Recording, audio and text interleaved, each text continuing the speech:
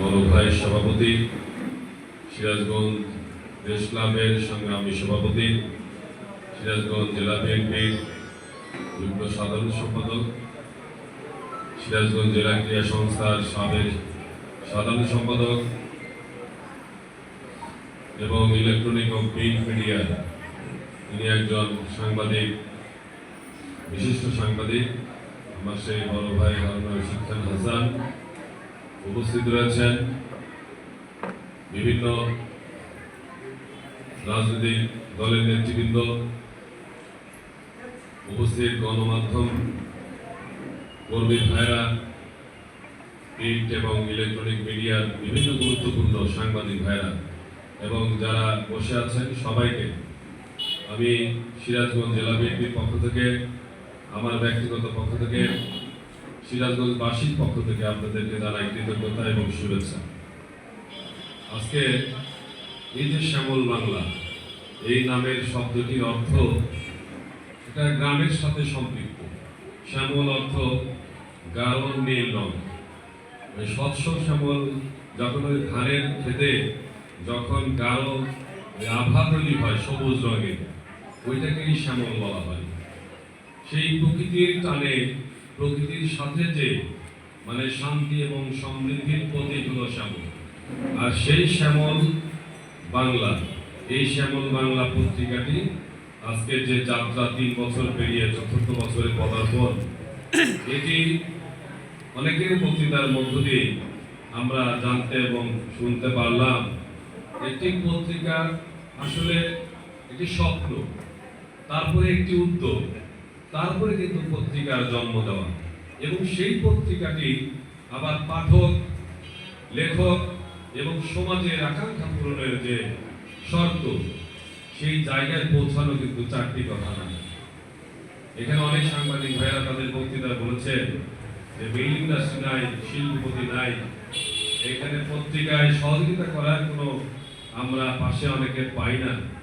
এই যে মনের মধ্যে যে একটা ক্ষোভ, চাপা ক্ষোভ, আসলে সিরাজগঞ্জ, আসলে এই যে আমাদের ইকোনমিক জোন, শিল্প পার্ক, বিদ্যুৎ প্লান্ট, যমুনা সেতু, রেল ব্রিজ, আপনার বিভিন্ন যে প্রতিষ্ঠানগুলো রয়েছে, আর এই সমস্ত জোনে যদি সত্যিকার অর্থে মিল ইন্ডাস্ট্রি হয়, দেশি বিদেশি, তাহলে প্রায় 5 লক্ষাধিক মানুষের যেরকম বেকারত্ব দূর হবে, কর্মসংস্থানের সৃষ্টি হবে, পাশাপাশি এইখান থেকে সিরাজগঞ্জবাসী উপকৃত হবে অর্থনৈতিকভাবে। এই জন্য কিন্তু সিরাজগঞ্জের যে আজকের এই উত্তরাঞ্চলে যে প্রবেশদ্বার, এই প্রবেশদ্বারটি অর্থনৈতিক জোন হিসেবে কিন্তু পরিচিত লাভ করবে।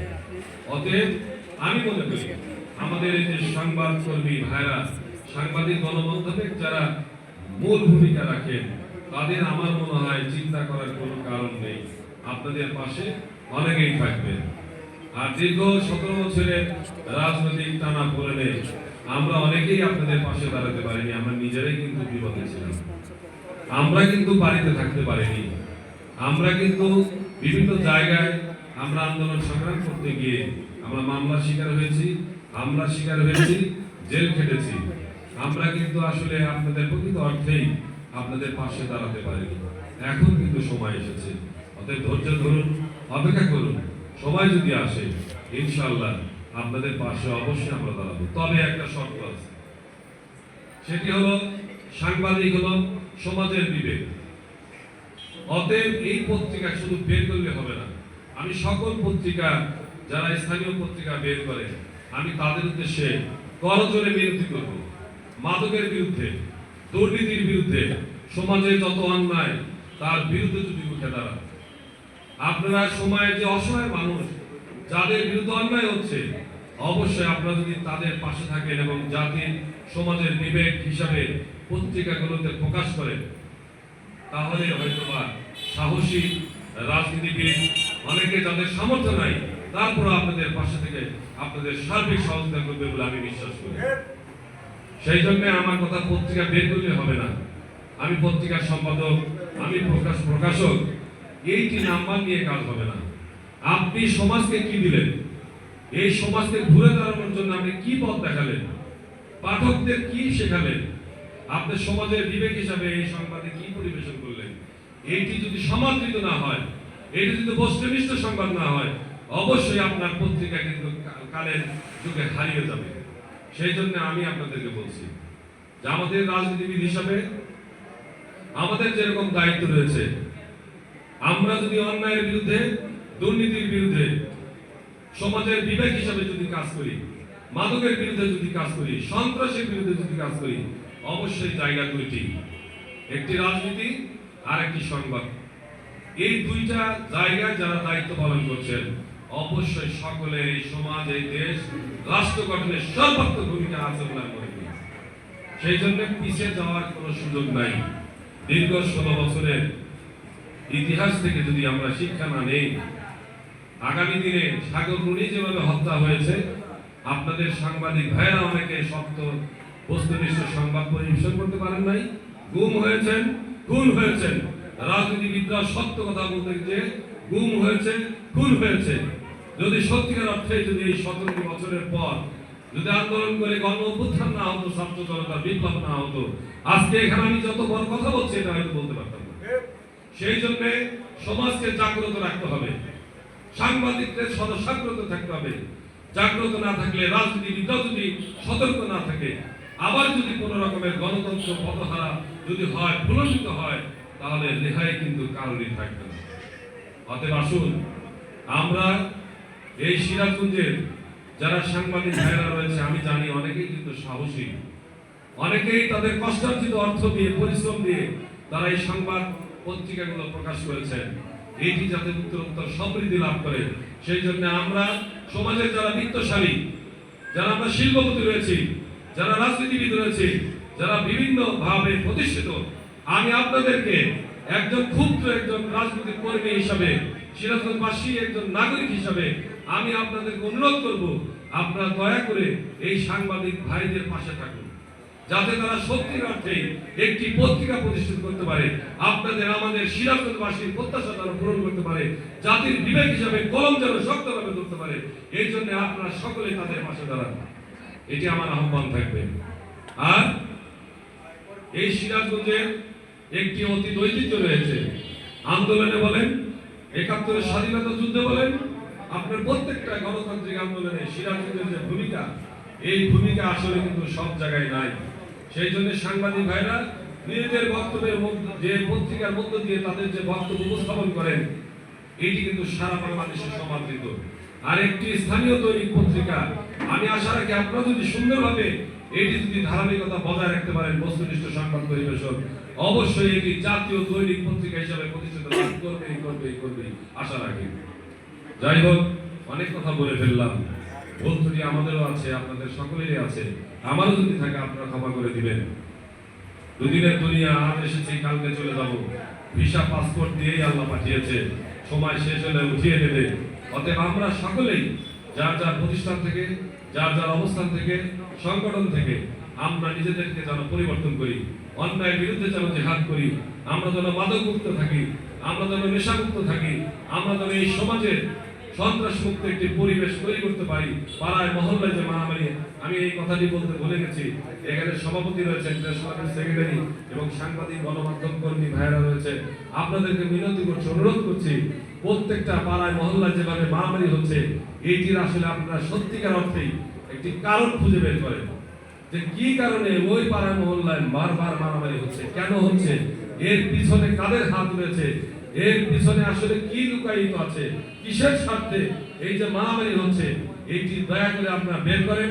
এটি নিয়ে প্রয়োজনে আপনারা আমাদের রাজনীতিবিদদের নিয়ে আপনারা একটি সেমিনার করেন, সেখানে আমাদের প্রশ্ন করেন, আমরা যেন জবাব করতে পারি, আমরা যেন জবাব দিয়ে একটি সিরাজগঞ্জ করে তুলতে পারি।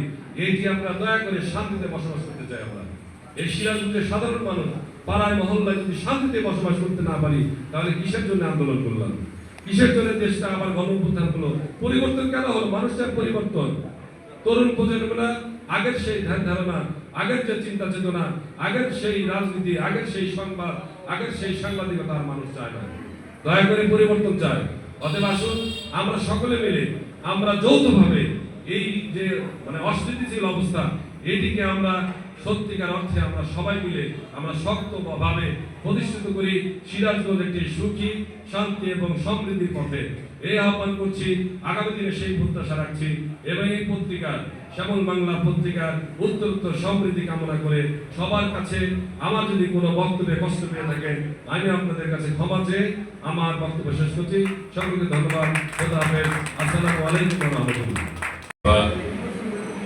আমার বড় ভাই সভাপতি, সিরাজগঞ্জ প্রেস ক্লাবের সংগ্রামী সভাপতি, সিরাজগঞ্জ জেলা বিএনপির যুগ্ম সাধারণ সম্পাদক, সিরাজগঞ্জ জেলা ক্রীড়া সংস্থার সাবেক সাধারণ সম্পাদক এবং ইলেকট্রনিক ও প্রিন্ট মিডিয়ার তিনি একজন সাংবাদিক, বিশিষ্ট সাংবাদিক, আমার সেই বড় ভাই হারুন রশিদ খান হাসান উপস্থিত রয়েছেন, বিভিন্ন রাজনৈতিক দলের নেতৃবৃন্দ উপস্থিত, গণমাধ্যম কর্মী ভাইরা, প্রিন্ট এবং ইলেকট্রনিক মিডিয়ার বিভিন্ন গুরুত্বপূর্ণ সাংবাদিক ভাইরা এবং যারা বসে আছেন সবাইকে আমি সিরাজগঞ্জ জেলা বিএনপির পক্ষ থেকে, আমার ব্যক্তিগত পক্ষ থেকে, সিরাজগঞ্জবাসীর পক্ষ থেকে আপনাদেরকে জানাই কৃতজ্ঞতা এবং শুভেচ্ছা। আজকে এই যে শ্যামল বাংলা এই নামের শব্দটির অর্থ এটা গ্রামের সাথে সম্পৃক্ত। শ্যামল অর্থ গাঢ় নীল রং। স্বচ্ছ শ্যামল যখন ওই ধানের খেতে যখন গাঢ় আভা তৈরি হয় সবুজ রঙের, ওইটাকেই শ্যামল বলা হয়। সেই প্রকৃতির টানে, প্রকৃতির সাথে যে মানে শান্তি এবং সমৃদ্ধির প্রতীক হলো শ্যামল। আর সেই শ্যামল বাংলা, এই শ্যামল বাংলা পত্রিকাটি আজকে যে যাত্রা 3 বছর পেরিয়ে 4th বছরে পদার্পণ, এটি অনেকের বক্তৃতার মধ্য দিয়ে আমরা জানতে এবং শুনতে পারলাম একটি পত্রিকা আসলে একটি স্বপ্ন, তারপরে একটি উদ্যোগ, তারপরে কিন্তু পত্রিকার জন্ম দেওয়া এবং সেই পত্রিকাটি আবার পাঠক, লেখক এবং সমাজের আকাঙ্ক্ষা পূরণের যে শর্ত, সেই জায়গায় পৌঁছানো কিন্তু 4টি কথা না। এখানে অনেক সাংবাদিক ভাইরা তাদের বক্তৃতায় বলেছেন যে মেইল ইন্ডাস্ট্রি নাই, শিল্পপতি নাই, এখানে পত্রিকায় সহযোগিতা করার কোনো আমরা পাশে অনেকে পাই না। এই যে মনের মধ্যে যে একটা ক্ষোভ, চাপা ক্ষোভ, আসলে সিরাজগঞ্জ, আসলে এই যে আমাদের ইকোনমিক জোন, শিল্প পার্ক, বিদ্যুৎ প্লান্ট, যমুনা সেতু, রেল ব্রিজ, আপনার বিভিন্ন যে প্রতিষ্ঠানগুলো রয়েছে, আর এই সমস্ত জোনে যদি সত্যিকার অর্থে মিল ইন্ডাস্ট্রি হয় দেশি বিদেশি, তাহলে প্রায় 5 লক্ষাধিক মানুষের যেরকম বেকারত্ব দূর হবে, কর্মসংস্থানের সৃষ্টি হবে, পাশাপাশি এখান থেকে সিরাজগঞ্জবাসী উপকৃত হবে অর্থনৈতিকভাবে। এই জন্য কিন্তু সিরাজগঞ্জের যে আজকের এই উত্তরাঞ্চলে যে প্রবেশদ্বার, এই প্রবেশদ্বারটি অর্থনৈতিক জোন হিসেবে কিন্তু পরিচিতি লাভ করবে। অতএব আমি মনে করি আমাদের এই যে সংবাদ কর্মী ভাইরা, সাংবাদিক গণমাধ্যমে যারা মূল ভূমিকা রাখেন, তাদের আমার মনে হয় চিন্তা করার কোনো কারণ নেই, আপনাদের পাশে অনেকেই থাকবে। আর দীর্ঘ 17 বছরের রাজনৈতিক টানা পড়ে আমরা অনেকেই আপনাদের পাশে দাঁড়াতে পারিনি, আমরা নিজেরাই কিন্তু বিপদে ছিলাম, আমরা কিন্তু বাড়িতে থাকতে পারিনি, আমরা কিন্তু বিভিন্ন জায়গায় আমরা আন্দোলন সংগ্রাম করতে গিয়ে আমরা মামলার শিকার হয়েছি, হামলার শিকার হয়েছি, জেল খেটেছি। আমরা কিন্তু আসলে আপনাদের প্রকৃত অর্থেই আপনাদের পাশে দাঁড়াতে পারিনি।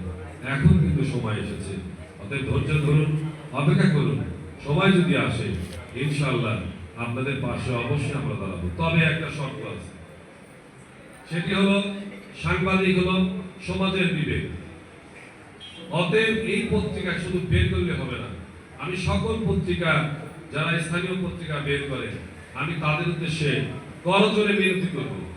মাদকের বিরুদ্ধে, দুর্নীতির বিরুদ্ধে, সমাজে যত অন্যায় তার বিরুদ্ধে যদি উঠে দাঁড়ান, আপনারা সময়ের যে অসহায় মানুষ যাদের বিরুদ্ধে অন্যায় হচ্ছে, অবশ্যই আপনারা যদি তাদের পাশে থাকেন এবং জাতির সমাজের বিবেক হিসাবে পত্রিকাগুলোতে প্রকাশ করেন, তাহলে হয়তোবা সাহসী রাজনীতিবিদ অনেকে যাদের সামর্থ্য নাই তারপর আপনাদের পাশে থেকে আপনাদের সার্বিক সহযোগিতা করবে বলে আমি বিশ্বাস করি। সেই জন্য আমার কথা পত্রিকা বের করলে হবে না। আমি পত্রিকার সম্পাদক, আমি প্রকাশক, এইটি নাম্বার নিয়ে কাজ হবে না। আপনি সমাজকে কি দিলেন, এই সমাজকে ঘুরে দাঁড়ানোর জন্য আপনি কি পথ দেখালেন, পাঠকদের কি শেখালেন, আপনি সমাজের বিবেক হিসাবে এই সংবাদে কি পরিবেশন করলেন, এইটি যদি সমাদৃত না হয়, এটি যদি বস্তুনিষ্ঠ সংবাদ না হয়, অবশ্যই আপনার পত্রিকা কিন্তু কালের যুগে হারিয়ে যাবে। সেই জন্য আমি আপনাদেরকে বলছি যে আমাদের রাজনীতিবিদ হিসাবে আমাদের যেরকম দায়িত্ব রয়েছে, আমরা যদি অন্যায়ের বিরুদ্ধে, দুর্নীতির বিরুদ্ধে, সমাজের বিবেক হিসাবে যদি কাজ করি, মাদকের বিরুদ্ধে যদি কাজ করি, সন্ত্রাসের বিরুদ্ধে যদি কাজ করি, অবশ্যই জায়গা দুইটি, একটি রাজনীতি আর একটি সংবাদ। এই দুইটা জায়গায় যারা দায়িত্ব পালন করছেন, অবশ্যই সকলের এই সমাজ, এই দেশ, রাষ্ট্র গঠনের সর্বাত্মক ভূমিকা আছে বলে মনে করি। সেই জন্য পিছিয়ে যাওয়ার কোনো সুযোগ নাই। দীর্ঘ 16 বছরের ইতিহাস থেকে যদি আমরা শিক্ষা না নেই, আগামী দিনে সাগর রুনি যেভাবে হত্যা হয়েছে, আপনাদের সাংবাদিক ভাইরা অনেকে সত্য বস্তুনিষ্ঠ সংবাদ পরিবেশন করতে পারেন নাই, গুম হয়েছেন, খুন হয়েছেন। রাজনীতিবিদরা সত্য কথা বলতে গিয়ে গুম হয়েছে, খুন হয়েছে। যদি সত্যিকার অর্থে যদি এই 17 বছরের পর যদি আন্দোলন করে গণ অভ্যুত্থান না হতো, ছাত্র জনতার বিপ্লব না হতো, আজকে এখানে আমি যত বড় কথা বলছি এটা হয়তো বলতে পারতাম না। সেই জন্য সমাজকে জাগ্রত রাখতে হবে, সাংবাদিকদের সদস্যাগ্রত থাকতে হবে। জাগ্রত না থাকলে, রাজনীতিবিদরা যদি সতর্ক না থাকে, আবার যদি কোনো রকমের গণতন্ত্র পথহারা যদি হয়, প্রলম্বিত হয়, তাহলে রেহাই কিন্তু কারোরই থাকবে না। অতএব আসুন আমরা এই সিরাজগঞ্জের যারা সাংবাদিক ভাইরা রয়েছে, আমি জানি অনেকেই কিন্তু সাহসী, অনেকেই তাদের কষ্টার্জিত অর্থ দিয়ে, পরিশ্রম দিয়ে তারা এই সংবাদ পত্রিকাগুলো প্রকাশ করেছেন, এইটি যাতে উত্তরোত্তর সমৃদ্ধি লাভ করে। সেই জন্য আমরা সমাজের যারা বিত্তশালী, যারা আমরা শিল্পপতি রয়েছি, যারা রাজনীতিবিদ রয়েছে, যারা বিভিন্ন ভাবে প্রতিষ্ঠিত, আমি আপনাদেরকে একজন ক্ষুদ্র একজন রাজনৈতিক কর্মী হিসাবে, সিরাজগঞ্জবাসী একজন নাগরিক হিসাবে আমি আপনাদেরকে অনুরোধ করব, আপনারা দয়া করে এই সাংবাদিক ভাইদের পাশে থাকুন, যাতে তারা সত্যির অর্থে একটি পত্রিকা প্রতিষ্ঠিত করতে পারে, আপনাদের আমাদের সিরাজগঞ্জবাসীর প্রত্যাশা তারা পূরণ করতে পারে, জাতির বিবেক হিসাবে কলম যেন শক্তভাবে ধরতে পারে।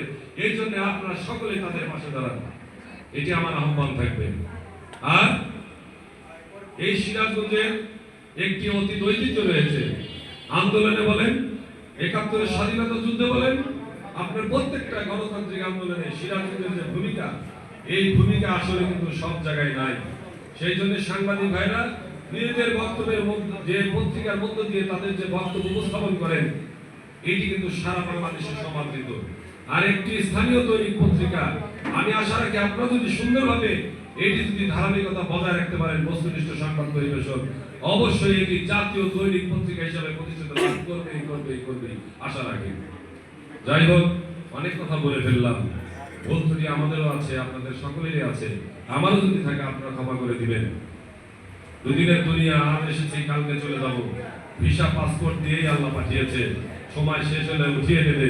অতএব আমরা সকলেই যার যার প্রতিষ্ঠান থেকে, যার যার অবস্থান থেকে, সংগঠন থেকে আমরা নিজেদেরকে যেন পরিবর্তন করি, অন্যায়ের বিরুদ্ধে যেন জিহাদ করি, আমরা যেন মাদকমুক্ত থাকি, আমরা যেন নেশামুক্ত থাকি, আমরা যেন এই সমাজে সন্ত্রাস মুক্ত একটি পরিবেশ তৈরি করতে পারি। পাড়ায় মহল্লায় যে মারামারি, আমি এই কথাটি বলতে ভুলে গেছি, এখানে সভাপতি রয়েছেন, সেক্রেটারি এবং সাংবাদিক গণমাধ্যম কর্মী ভাইয়েরা রয়েছে, আপনাদেরকে মিনতি করছি, অনুরোধ করছি, প্রত্যেকটা পাড়ায় মহল্লায় যেভাবে মারামারি হচ্ছে, এইটির আসলে আপনারা সত্যিকার অর্থেই একটি কারণ খুঁজে বের করেন, যে কি কারণে ওই পাড়ায় মহল্লায় বারবার মারামারি হচ্ছে, কেন হচ্ছে, এর পিছনে কাদের হাত রয়েছে, এর পিছনে আসলে কি লুকায়িত আছে, কিসের স্বার্থে এই যে মারামারি হচ্ছে, এইটি দয়া করে আপনারা বের করেন। এটি নিয়ে প্রয়োজনে আপনারা আমাদের রাজনীতিবিদদের নিয়ে আপনারা একটি সেমিনার করেন, সেখানে আমাদের প্রশ্ন করেন, আমরা যেন জবাব করতে পারি, আমরা যেন জবাবদিহি একটি সিরাজগঞ্জ করে তুলতে পারি। এইটি আপনারা দয়া করে শান্তিতে বসবাস করতে চাই। আমরা এই সিরাজগঞ্জের সাধারণ মানুষ পাড়ায় মহল্লায় যদি শান্তিতে বসবাস করতে না পারি, তাহলে কিসের জন্য আন্দোলন করলাম? কিসের জন্য দেশটা আবার গণঅভ্যুত্থান হলো? পরিবর্তন কেন হলো? মানুষের পরিবর্তন। তরুণ প্রজন্মরা আগের সেই ধ্যান ধারণা, আগের যে চিন্তা চেতনা, আগের সেই রাজনীতি, আগের সেই সংবাদ, আগের সেই সাংবাদিকতা আর মানুষ চায় না। দয়া করে পরিবর্তন চায়। অতএব আসুন আমরা সকলে মিলে, আমরা যৌথভাবে এই যে মানে অস্থিতিশীল অবস্থা, এটিকে আমরা সত্যিকার অর্থে আমরা সবাই মিলে আমরা শক্তভাবে প্রতিষ্ঠিত করি সিরাজগঞ্জ একটি সুখী, শান্তি এবং সমৃদ্ধির পথে। এই আহ্বান করছি, আগামী দিনে সেই প্রত্যাশা রাখছি এবং এই পত্রিকার শ্যামল বাংলা পত্রিকার উত্তরোত্তর সমৃদ্ধি কামনা করে সবার কাছে আমার যদি কোনো বক্তব্যে কষ্ট পেয়ে থাকেন, আমি আপনাদের কাছে ক্ষমা চেয়ে আমার বক্তব্য শেষ করছি। সকলকে ধন্যবাদ। খোদা হাফেজ। আসসালামু আলাইকুম ওয়া রাহমাতুল্লাহ।